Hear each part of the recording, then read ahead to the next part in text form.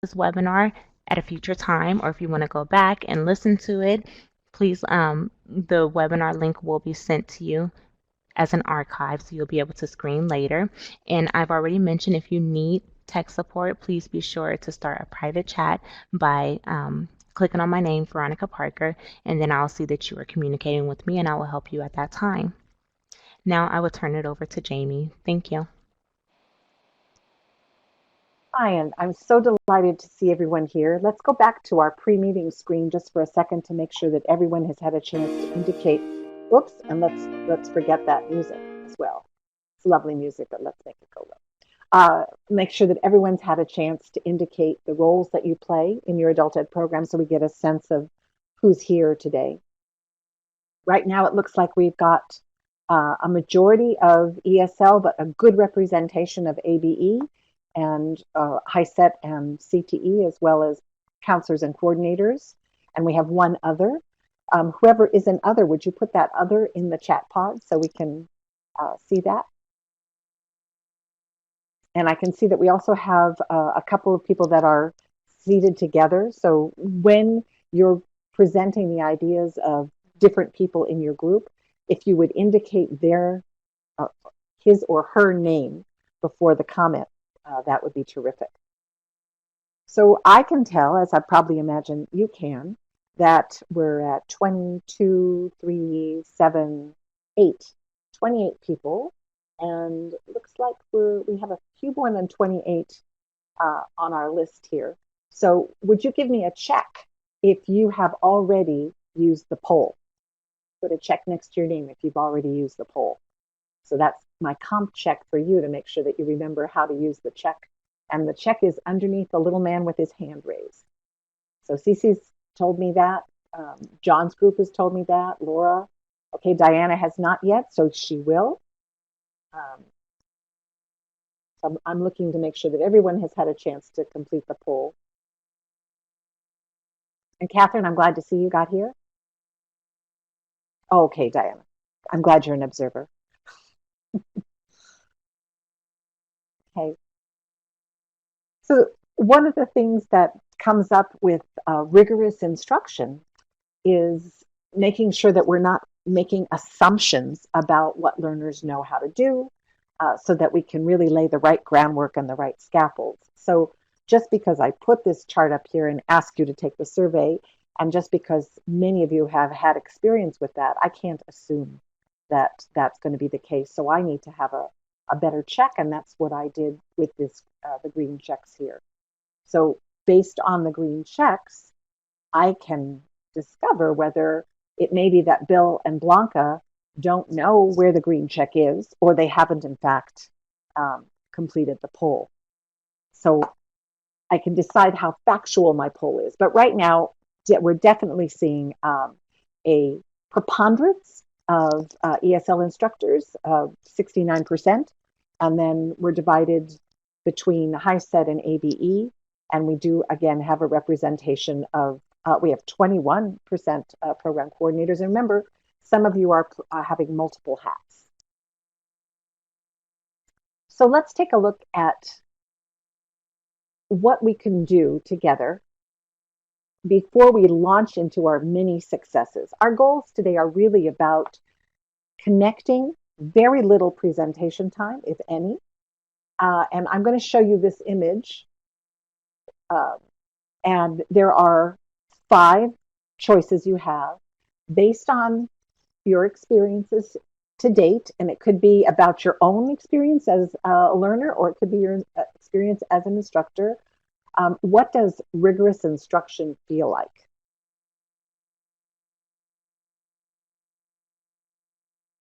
And I want you to fill out the poll. For some reason, I am not able to get the poll back. How do I do that? Poll.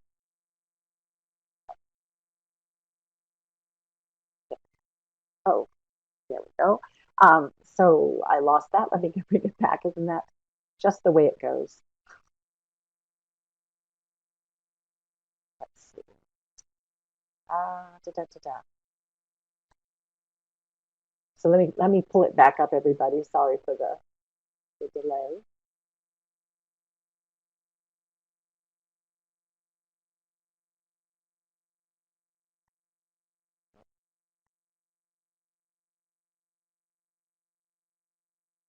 This is always the most exciting thing when the all of the practice, all of the rehearsals, and it's not playing. Pull two. Pull two has gone away. All right. Well, um, based on what you're seeing here, several of you felt that rigorous instruction feels rigorous. I see that I have a note. Yes, Veronica, I do need help. If you would help me find that screen, it went away. Oh, here we go. I found it. Hooray. Here we go. So, does it feel like you're Sisyphus pushing the rock up the hill? Does it feel like it's a puzzle piece? Does it feel intellectually strenuous? Do you feel a little bit like a mad scientist? Or is there another response that you're having when you are teaching in a rigorous fashion? And it looks like we're split between rigorous intellectual exercise and making the puzzles fit.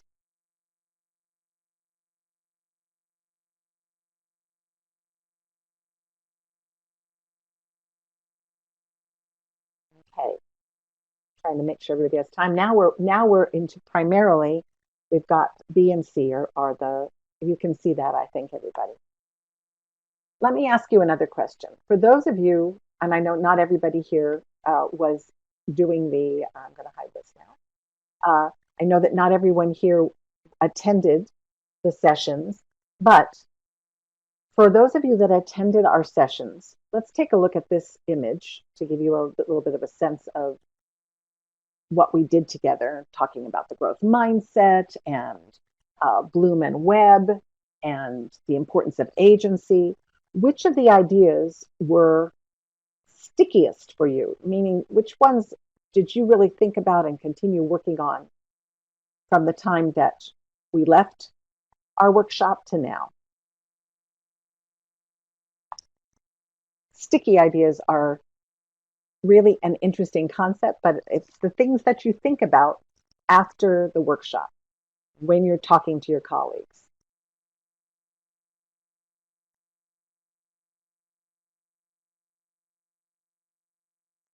And I'll let you see what people are saying.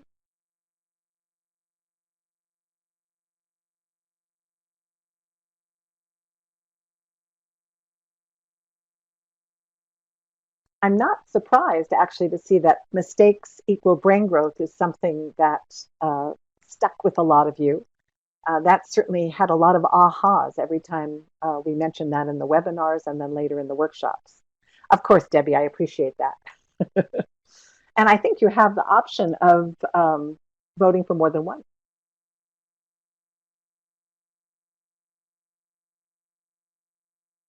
And Don, I agree with you. It's a combination of the intellectual strain and the puzzle piece.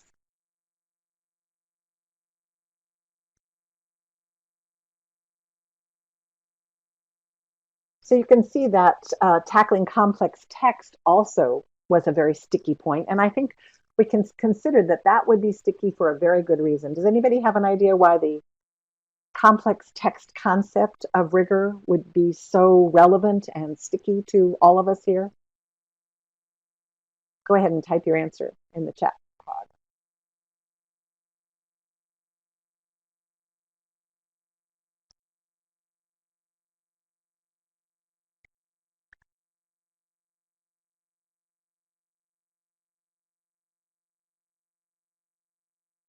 Certainly, as Laura remarks that the changing materials that we're dealing with in our programs.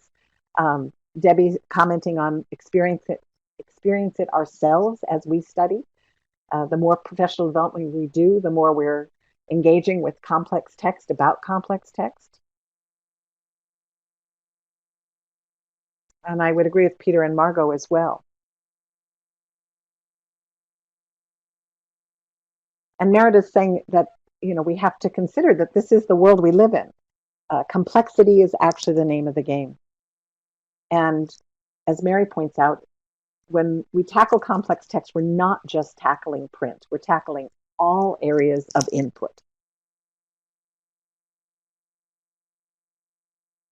And Donna's making a really good point that in ESL, it seems harder because maybe we haven't done it previously.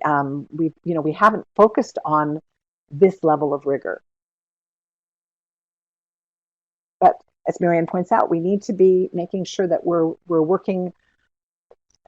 All of our learners have different inroads into the way they learn and their background, their educational background. So we have to do with some level of customization and differentiation in order to be equitable. So with that in mind, Margot, I'm going to counter that because I would say that it's complex, but we can, I think, depending on what we choose to use, a picture, for example, we can really access deeper thinking and work with text complexity more readily across language abilities. So I think it depends on what it is we're focused on, what type of text we're focused on. Because I think a picture does allow a learner to have a lot of different learners to be at very different responses. And Mimi points out that complex text requires deeper thinking and dealing with more than one concept at a time. But we can do multiple dives so that we ask the learner to look at one concept at a time. That's one way, again, of equity, of making sure that we can help everybody get to the same point, but from maybe different directions, that divergence. So with that in mind, this was about you. Which of the following ideas stuck for you? Now I'd like to know, which of the following ideas did you hide with your learners? Did you share with your learners?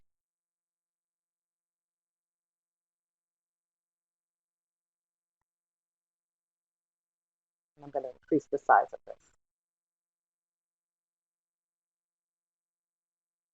Thank you, Cece. Veronica, would you do me a favor and get the green checks off? I tried to clear them, but I couldn't find out I lost how to do it.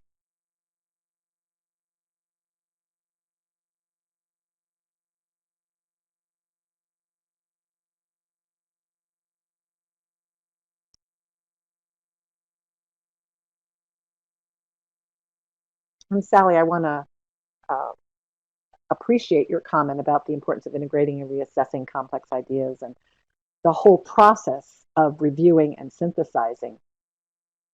Again, that's something that our learners do all the time in their everyday lives, but how do we apply that to the lesson materials that we're working with? So this is interesting. Take a look at this. Looking at this, what comments could you make? Oh, I guess you would like to see the results in order to make those comments. What comments could you make looking at the results? This is what we're saying we've shared with students. So based on what you see here, what comments could you make about the results of this poll? Thank you, Grace.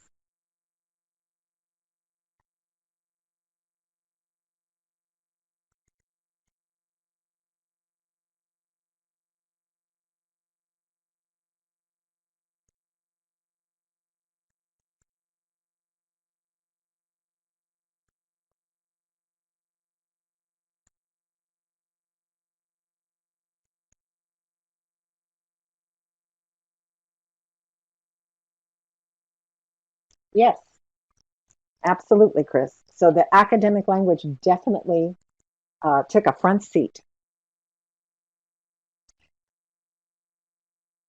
We weren't making a point, or you were, because it's 81.4%.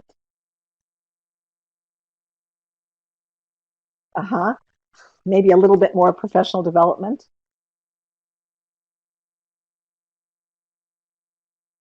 Marianne is saying the same thing about academic language. We definitely, a lot of times when something makes really good sense to us, we feel very comfortable sharing it with the learners.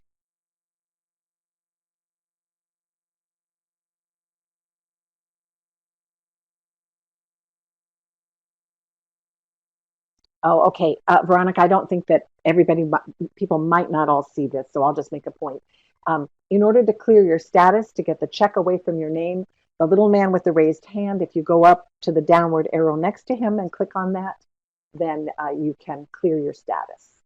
So that there's supposed to be a place for me to do that for you, but I'm not seeing it. And Gunny, great point, right? It is challenging to teach how to defend a claim.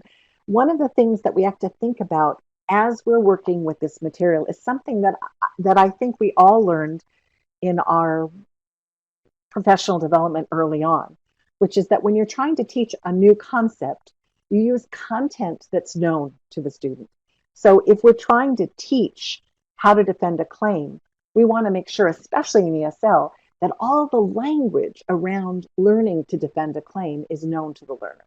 So if they want to defend the claim that X is a better store than Y, or that one language is easier to learn than another, you want to make sure that they have at least familiarity with those two concepts they're comparing so that they can readily explain that or defend that. And Catherine, I really agree with you. Catherine's saying that we have assumptions because we have an understanding of a strategy or a concept. And as an adult, we often assume that other adults in our classes or colleagues have the same mindset. But in fact, the concept of a growth mindset can be very culture bound. Sandy's point of explaining standards to students maybe not being as useful as simply incorporating them. I think it's interesting because in a lot of cases in other states, I have seen that the teachers are being required to let learners know which standards they're achieving. And I think from a transitional standpoint, that has value if you're looking at a career pathway where you have to have a set of certificates. And Victoria's pointing that out as well. And and Peter's point, I'm going back up towards the top, seems like we're more focused on us than our students. Well, it's an interesting revelation, and it's certainly something that we want to be aware of. I'm doing a webinar tomorrow on equity, and one of the biggest issues that I found in my research is that one of the biggest stumbling blocks to equity in a classroom is instructor bias. And not always that it's a negative, that we have a negative feeling about our students, but that we maybe have biases that we're not as aware of. So, Catherine, I'm not calling you biased, but in terms of believing that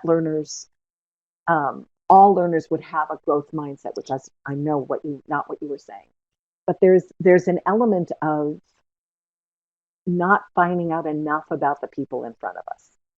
We have a little bit of that issue.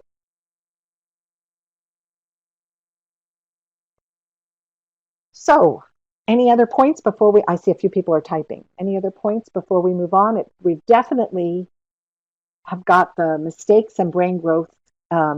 We definitely are working with the growth mindset and rigor to some degree.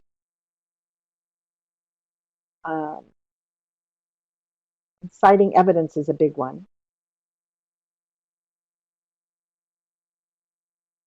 So I think that this is a really important point that Margot's making in terms, and also, with what Chris is saying, that if we have an understanding of the importance of something, and we're having a difficult time identifying the relevance to the learner, it's worth talking about this with our colleagues to figure out what is the way to get to this point. And maybe it's a matter of asking the learners first and foremost, what do they already know about this? Where do they see examples of this in their lives? Starting from where they are and then building up. And that's one of the reasons, in fact, to explain the reason, the purpose of the standards, maybe even a piece of complex text, short chunk of complex text that talks about what 21st century employers expect, uh, what it takes to get a good job, a family sustaining job. Exactly, Peter, what the real world requires. And I guarantee you, your learners do know to some degree what the real world requires. But they may not have the language to express that. So, in some ways, showing images of workers using computers in as auto mechanics, or childcare settings where there's a lot of where there's text showing a report card. Right. There are very big cultural differences, but then we get to this wonderful higher level thinking, Debbie, of looking at a Venn diagram of what what's in the culture that you're most comfortable with, what's in the current culture in the community in which you live. And Robert, I'm happy that you're feeling great. Okay, well, let's move on to the sharing of successes, because I know you've had successes, and we're going to look at 3 different areas of success, or an other area as well. And I really like this time, this looks probably pretty familiar because they're similar to what we talked about on our very first webinars. Those of you from the Santa Clara workshop, you did not have a webinar, but this is, they did something similar to this. And so what I'm asking you to do is to think about, in your classes or in your work with teachers, what you've observed, what successes have you seen with rigorous tasks, rigorous question sets, rigorous materials. And what I'd really like you to think about is what went well, what made it a success. And of course, you could probably write pages, but the goal is to write just a few sentences.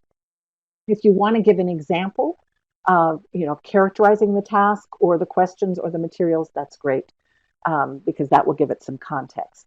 And then we're going to examine each of these as a group, and you'll have an opportunity to comment on them. So I'm going to give you, it's 3:56 now, so I'm going to give you until 4:01, 5 minutes. You may just want to pick one of these areas, and that's fine. But if you find that you finished one and you want to look at another, that's great as well. So I'm going to go ahead and give you the space to write these in now.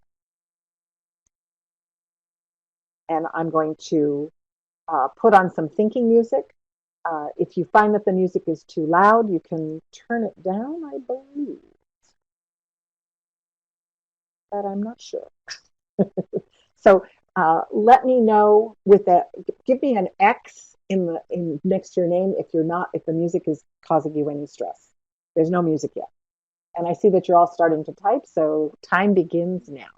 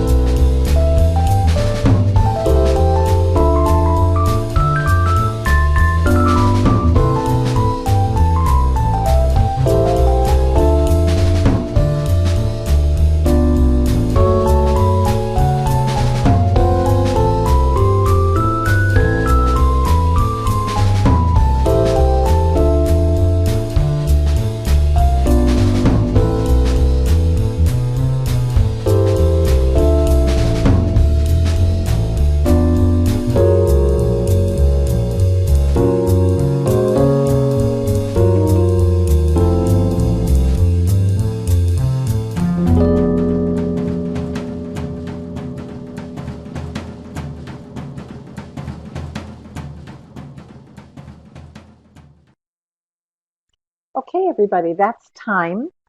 We're going to be looking at each of these individually. So if you wanted to add something as we're going along, that's great. What I'm going to ask you to do as we look at each of these different success areas or areas of success is to use the comments and conversation to comment on what you see. So, for example, if you were looking at Margot's and you saw that she was saying that the process, getting learners um, building up their skills, and you thought that was a fabulous idea, you might say, I'd like to learn more about that, Margot. And we want to try to make this a little bit more about you talking to each other than just my commenting on it. So let's take a look at the tasks. So this was about how you increased rigor with tasks and the successes you had. And when we got together, there were a number of different rigorous tasks that you did throughout the session. One of which, for many of you, was the paper slideshow. Others of you did posters. Others of you did certainly the more rigorous definition and presentation of rigor. So those were examples of some rigorous multi-step, lots of thinking tasks. So I'm going to give you just a minute to scroll up and down this, starting with Catherine's. I'm just, you're going to scan to see what is of high interest to you. And I'll give you 2 minutes to do that. So go ahead and scan what's written here.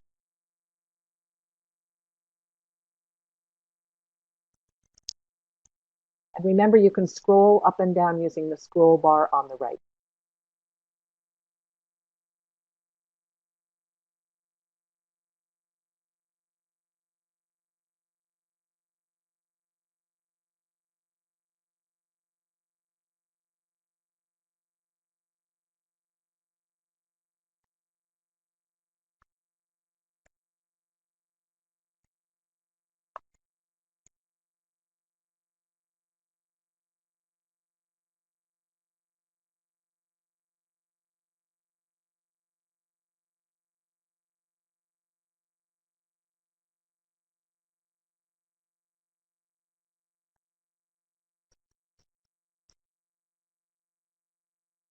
About 10 more seconds.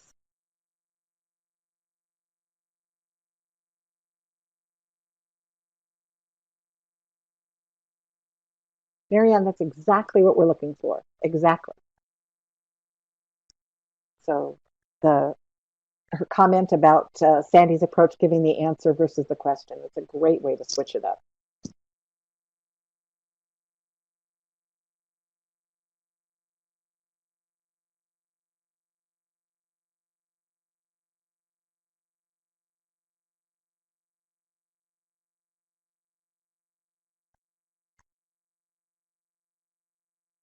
So in looking through this, is there anything that you noticed that you could generalize from the types of tasks that you see here, the types of successes that you see?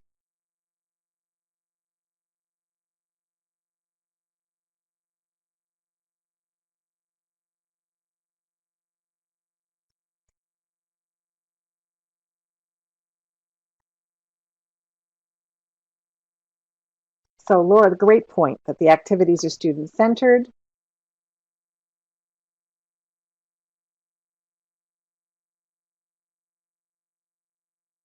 Yes, I too, Blanca, like the dialogue based on a picture. There were a couple of picture-based tasks here. I the one about having the learners come up with a job tip and draw the tip without using any words, and then the students had to decide what that tip was. That's a lot of negotiation of meaning. Yes, Myra, they require critical thinking and problem solving. They require collaboration. So it's not just that they're student centered, but the students have to be able to work together. And there's also, I'm noticing a lot of comparison going on. And Debbie, thanks for commenting to Margot. One of the things that I want you all to know is that in addition to the recording, which probably won't be as useful since it's just me commenting, you'll get all the transcripts, and that's I think where you'll get a lot more support and interest.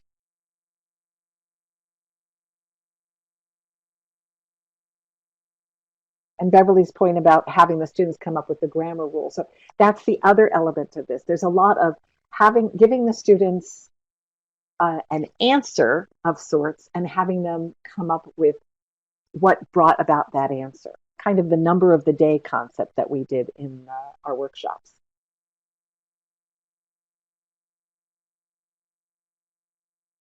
So these are some fabulous ideas, and I think that we're really going to be able to build a lot on this because, again, this is a one and done process. We're doing this professional development together. We're launching it really. Rigorous instruction and integration of rigor and integration of college and career readiness. It's an ongoing process. So I can see here that you have uh, done more than launching with your tasks. Let's take a look at the questions. And again, I want to notice that the picture here is divergence, more than one answer to a question. And let's see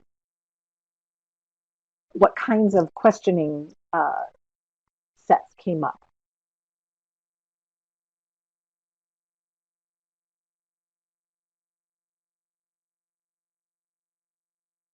What do you see that excites you here? About 60 seconds since it's a little bit shorter. Scan and then we'll talk.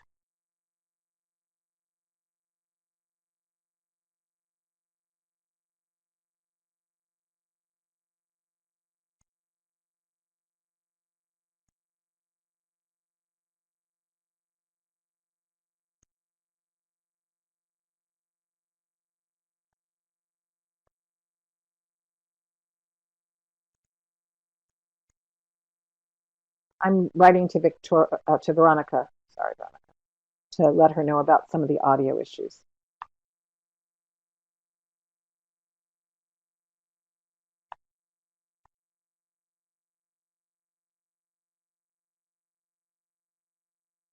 So let's take a look. Anything that you see that's happening, I see that some people are adding in on this. It's not the time to add in, people, if you can help it.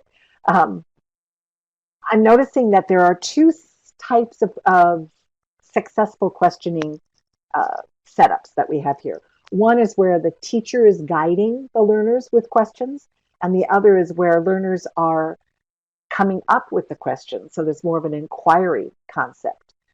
Inquiry is terrific from the project-based and task-based point, and guiding the students with diverse possibilities is also wonderful for deeper critical thinking.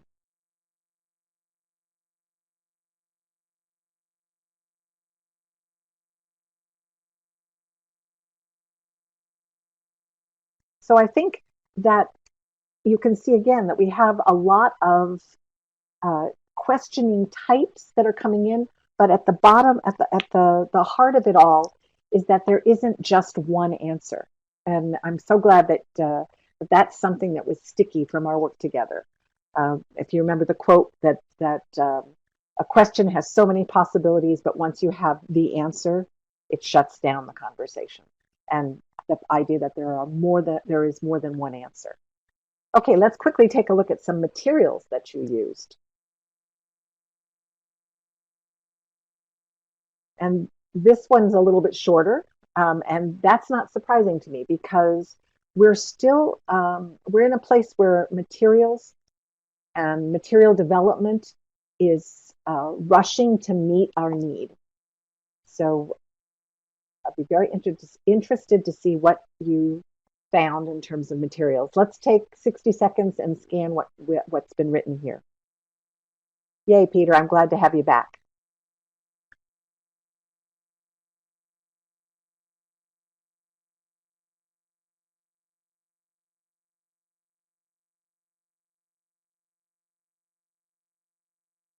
Laura, if you could mention the materials that you're using that elicited that palatable buzz, which Robert liked as well, we would love to know that.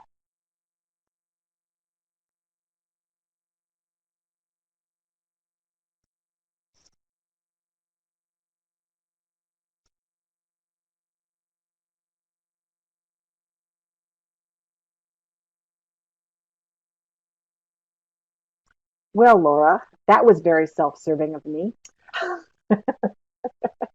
Thank you. Did not know that.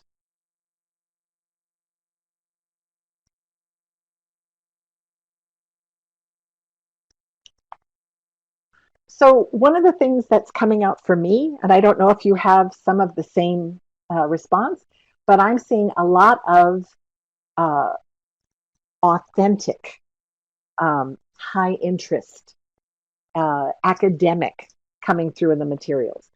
And this is, especially with those of us that are in the ESL world, this hasn't really been as much of a push. We have been a little bit more grammar based materials, not always discourse based, not always authentic.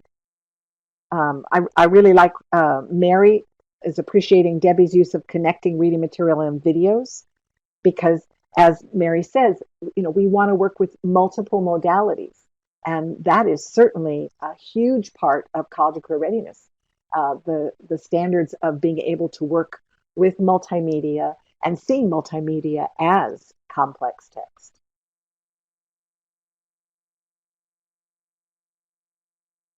And Catherine is giving some examples of some of the materials that she's using, and I really can't stress enough. We should not have to reinvent the wheel. If we have colleagues who have found wonderful materials, we should find out what those are. So the more that we can have a community of rigorous instructors, let's do that.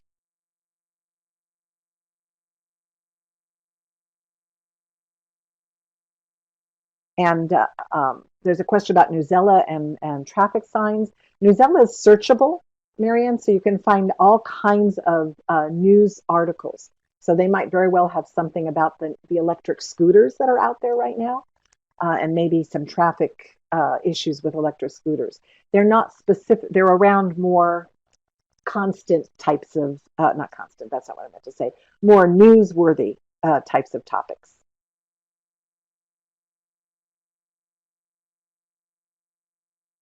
Oh, and I see that Beverly's working with Quizlet, and that's terrific as well.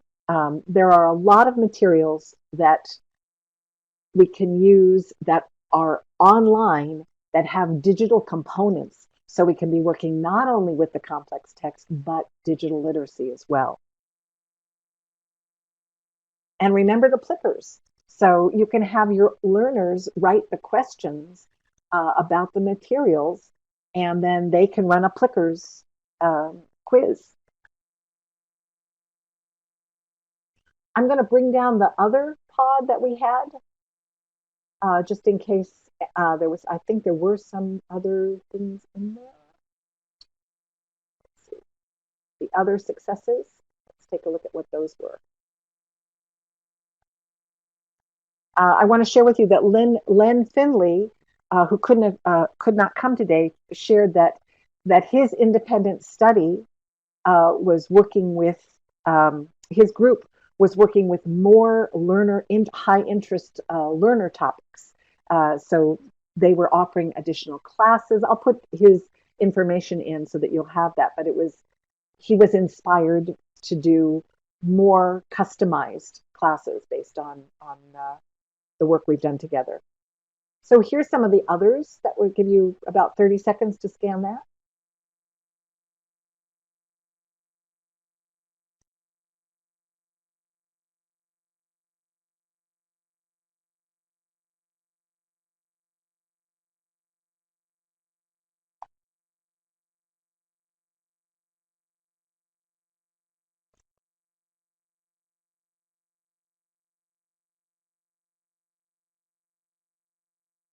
So let's take a look at some of the successes that came around that weren't necessarily directly associated with the three topics that I had provided.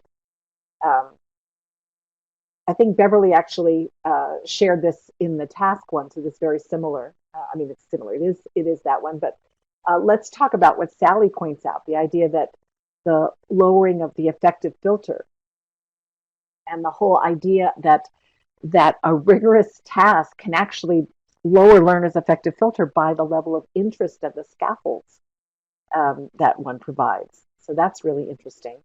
And could I just see a check mark from those of you that took this concept that we've been working with back to colleagues? So if you did this with a colleague or talked to more than one colleague at your site, would you give a green check? Remember, it's under the little man's hand. So I see that Laura did and Cece did. We see that here. Mimi did. That's fantastic because that's really, we're the best ambassadors.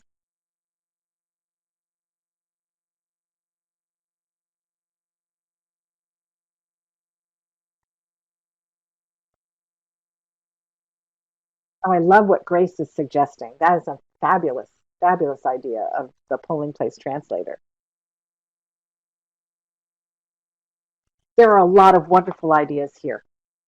So again, we're not able to go deeply into each one, but hopefully you've had a chance to at least scan them and they will be sent to you. Now we know that with all these wonderful successes, okay, Grace, that's very appropriate of you to give credit. Um, make sure that Michael knows that we're giving him a shout out. Uh, we know that there are so many successes to be had in this process, but there also are a few challenges. And we're just going to take a look at what some of you saw as challenges. Oops, there we go. I'm not seeing what I want you to see.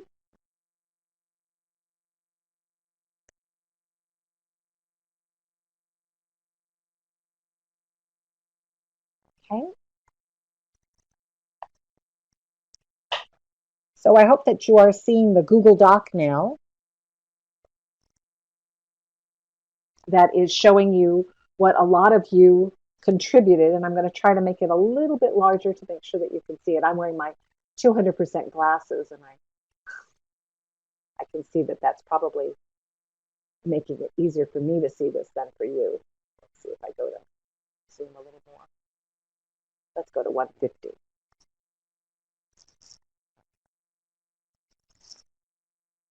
How's that? I hope hopefully you have are able to view this. So Mary gave me some. Let's look at the challenges for right now. Mary, okay, Blanca. So if you're the only ESL teacher at your school, you could still share the rigor concept because it goes across contexts. The idea of helping students pronounce using A as in apple, B as in boy, C as in cat. That's that's pretty rigorous for learners who are at a very very low level. And uh, the, the issue that came up for Mary, I believe, was the anxiety that the students had when they were put on the spot to do this for an assessment. So I'd like to ask you, how have you managed your learners' anxieties during this rigorous instruction infusion? Have you do you have any ideas of what you could help Mary uh, do with that? And you can type that in the comment and conversation.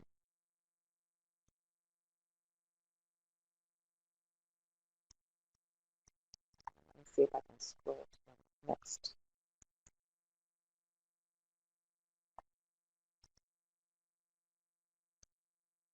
And I see that a lot of you are typing. Our next challenge comes from Myra, and it was the challenge of enhancing a basic Excel lesson in order to challenge students and push them beyond their comfort zone. So maybe, Myra, you could talk a little bit in the chat pod. You could say, what are you looking for ways that we could suggest to help challenge the students, or was that your challenge and you came up with a workaround?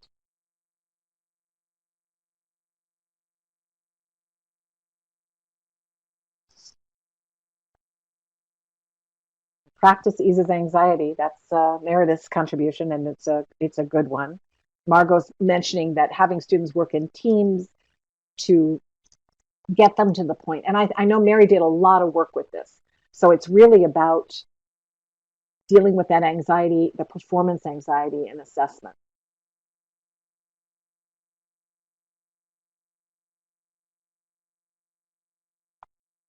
And I think helping learners with the process and growth mindset is very key for reducing anxiety.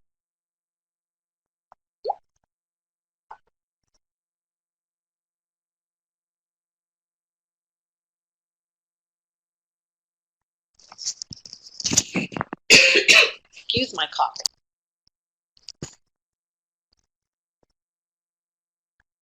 One of the things that I'd like to point out, oh, I think that's terrific. So Marianne says, I always tell my students this is the best place to make mistakes. That's how you learn. If we go further down, we can see that looking for level appropriate resources on teaching the language of critical thinking. Tanya's given us this idea from one of her teachers, from a high school teacher. And something that we need to address is this dearth of materials. And I think one of our challenges is learning how best to adapt material. And maybe it's not so much that we have, to, especially at a high school level, we can certainly look online for materials, but the critical thinking website, I will put the link in my email to you with the transcripts. But that website has a lot of materials, and maybe it's not so much about adapting down a level, but using smaller chunks of the information.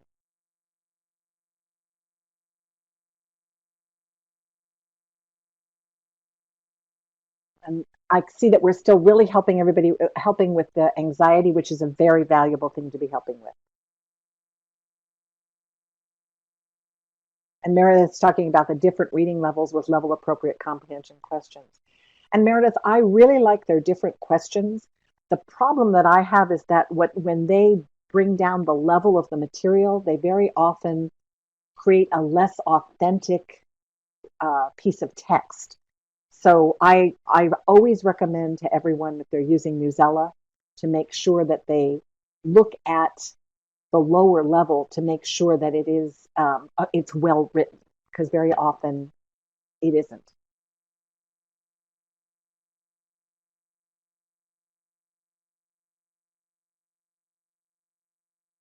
So let me just point out the other challenges that are listed here and what we're going to do about them.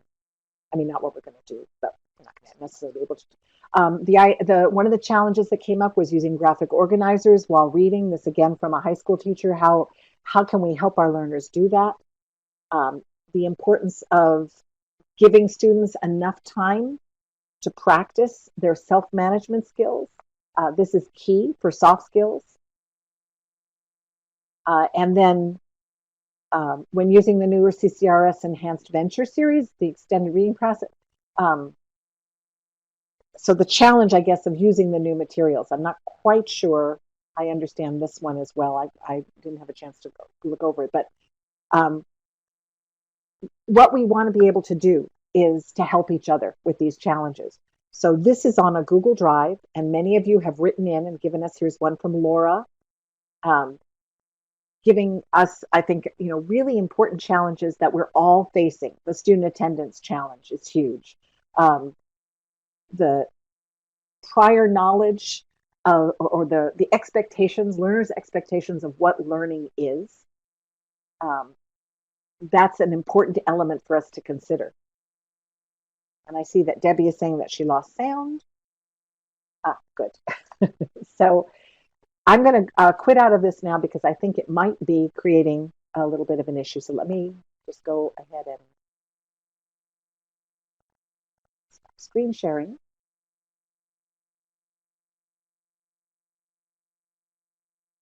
Take us here.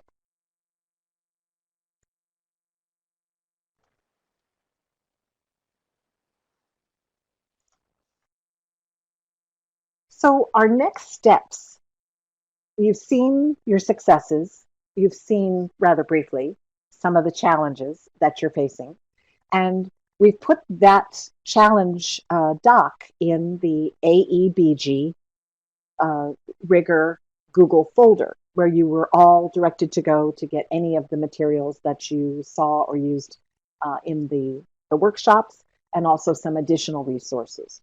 So that folder, that document with those challenges is in that folder, and many of you have already found it. The email of the person with the challenge is also in there. So, what I would love for this community of professionals to do is to take a look at those challenges. And if you have an answer, as you all did here for anxiety, um, email the person who's posted the challenge. And let's keep that. I know we don't have copious amounts of free time, and we're spending a lot of our time thinking about rigor and how to meet our learners' needs. But if we can, maybe once a month, check the challenge list and see if you have any responses for people who are struggling. And I certainly will do that and email people with ideas or resources. But I have to tell you this, the classroom, my classroom is you and teachers and professional development. So those of you that are working directly with the learners, you're going to provide the most meaningful responses to the challenges. Debbie, you're hearing a presentation from Minnesota? That's exciting. Wonder how that's happening. It's very cold in Minnesota.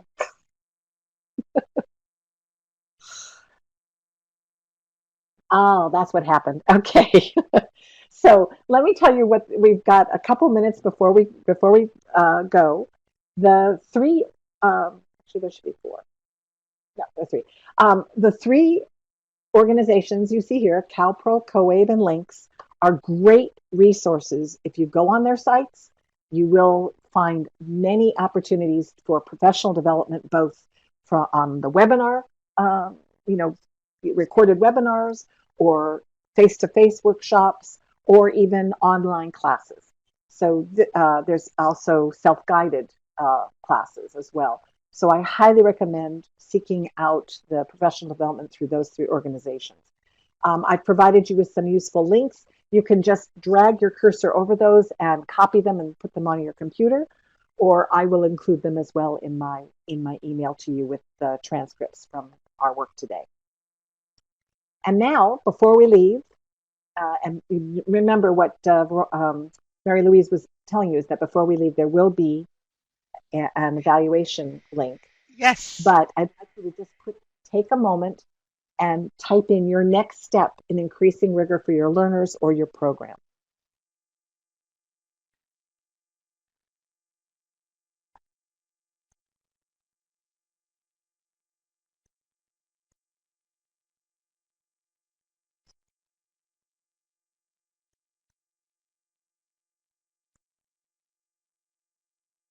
So, for example, Mila has written that she's going to share with peers and then collaborate to share successful stories. Yes, excellent.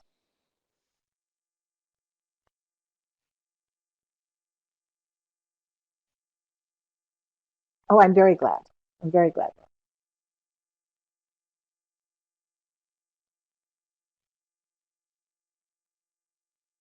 Okay, Cece, I think that's a great point that, maybe we need to have a collaborative list that we can put in the AEBG rigor folder. And I'm happy to start, and maybe you can add, and we'll get everybody else to add as well. Again, in all our free time.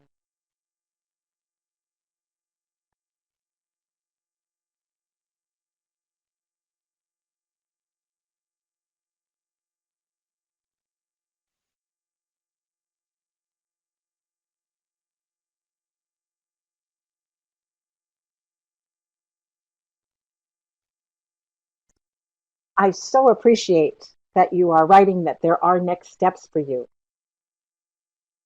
Um, Laura and Guadalupe, I'm delighted that you're writing, but you're writing in the useful links chat.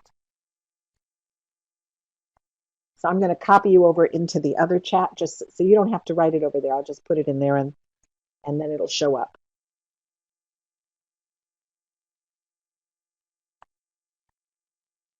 And Debbie, you'll really like that Betsy Parrish link. It's a great mini lecture that she does. Really, Robert? Here's to life, or l'chaim. It's confusing to have so many chats up, isn't it?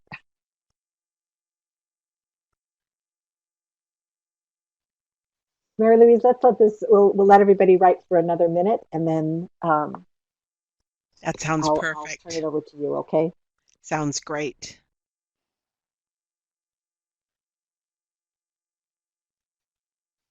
Margot, I think that's fabulous. I think that learners really struggle with that. I know I do.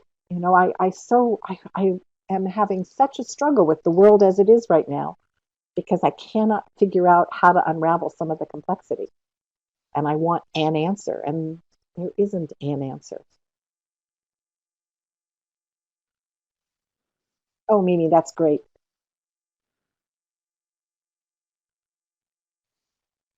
And I'm so happy that Brenda, you're going to continue that collaboration because really, rigor is rigorous. So we need to be working together on this.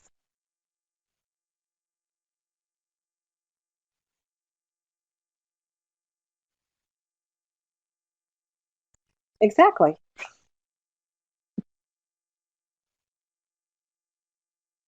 And Milana, be sure to make use of the PowerPoints and the handouts from the workshops are all in the AEBG Rigor Google folder.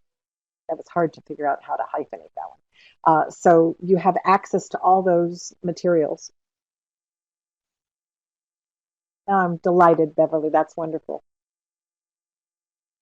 All right. Well, we are 4 minutes over our time, but I thank you so much for taking the time.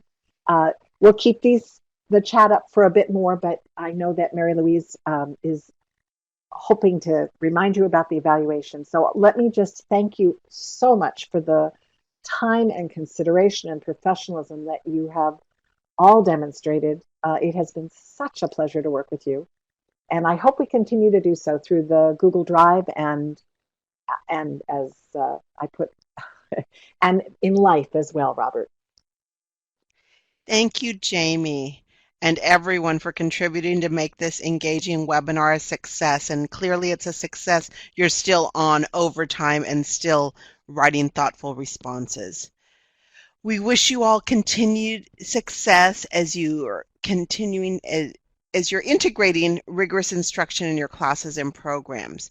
The evaluation will automatically pop up at the close of the webinar, and you'll also receive the link afterwards, and we encourage you to participate. Thank you so much, and we know that this is not an end to rigor, but literally Jamie has just started us on that path. Thank you, Jamie. Oh, you're so welcome.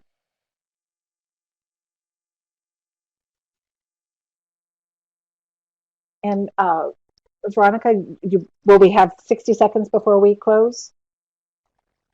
Yes, I can leave it open for another minute. Okay, so 60 seconds to add any of your next steps or comments and conversation. Have a great week.